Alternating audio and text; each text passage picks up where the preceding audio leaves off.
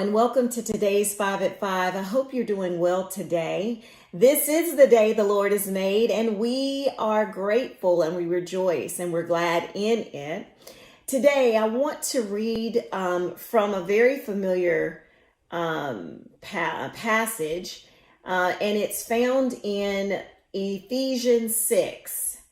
And we're going to start with verse 10. I'm going to be reading from the New Living Translation. And this is all about the whole armor of God. So verse 10 says, a final word, be strong in the Lord and in his mighty power. Put on all of God's armor so that you will be able to stand firm against all strategies of the devil. For we are not fighting against flesh and blood, enemies, but against evil rulers and authorities of the unseen world, against mighty powers in this dark world, and against evil spirits in the heavenly places. I'm going to stop there. Those few verses right there. Again, a final word, be strong. How are we strong in the Lord and in his mighty power? We are strong by putting on all of God's armor so that we will be able to stand firm against all the strategies. I like that, strategies of the devil. How many of you know that the enemy has strategies? He has a battle plan against you. And he knows you very well. He knows how to get under your skin. He knows how to annoy you, how to aggravate you, how to frustrate you, and how to just get on your last nerves. And here's the thing. He knows how to do it to you. And guess what? He knows how to do it to me.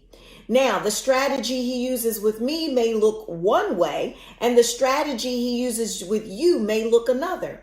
And what he does to you may not frustrate me.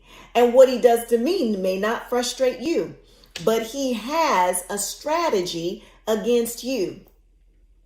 Again, it says, be strong in the Lord and in his mighty power. See, we don't have any power in and of ourselves. We need his mighty power. And we do that again. We put on all of God's armor. In other translations, it says put on the full armor of God. Why is it so important? Because we cannot stand in and of ourselves. We cannot stand firm without putting on the full armor of God. These strategies of the devil, he's crafty, he's cunning, he's always seeking and prowling and trying to sneak up and get you. You know, that's what he does. And the thing about the enemy is he likes to, I don't know about you, but the way he comes against me is through family. That's how he gets me, because most things don't really bother me, but he can come through my children and attack me, or it can be just in a conflict, even at home with my spouse. Don't sleep now. The enemy can use me, and I can get nasty and get an attitude and all these other things just the same. And so the enemy is crafty. He knows where the cracks are in our foundation, and he will slither into those cracks. He knows how to attack us. My dad likes to say sometimes he knows what number to dial and to get you to respond. So then it says, and this is what stands out to me too, for we are not fighting against flesh and blood enemies.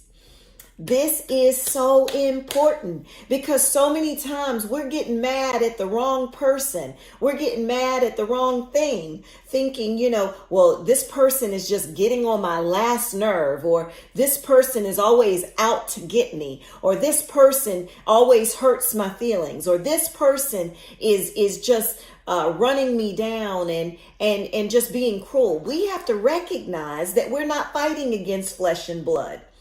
It is the enemy that is coming against you. It is the enemy that is coming against me. Why? Because he wants to steal, kill, and destroy. But we have to recognize who the enemy really is. And it's not these people that we see in the flesh. It is a spirit that is operating within them.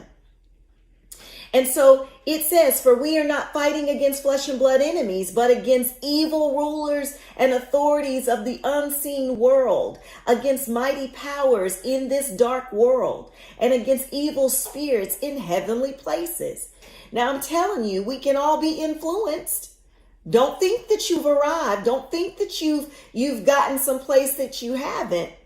Because the enemy is, it's that's when we fall. When we kind of get haughty, like, oh, I got this. I don't struggle with that anymore. Well, you know what? It might not be that, but the enemy will come in another way and get you in a different area. So remember, the way we're strong in the Lord is to put on the full armor of God.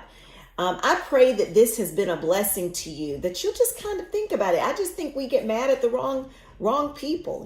We get mad at the things we can see, and we forget what's operating in the unseen world.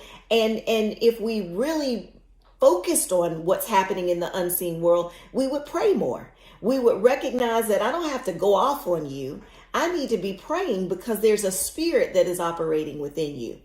Be blessed, and I pray that you always remember, that we always remember that we're not blessed for ourselves to be, sit back and be fat and happy. No. Eating God's word and getting all big and all of that. We are blessed to be a blessing. So we take what we've gotten and what we've received and we share it with others. So until next time, remember that I love you and God does too. See you again soon on the next 5 at 5.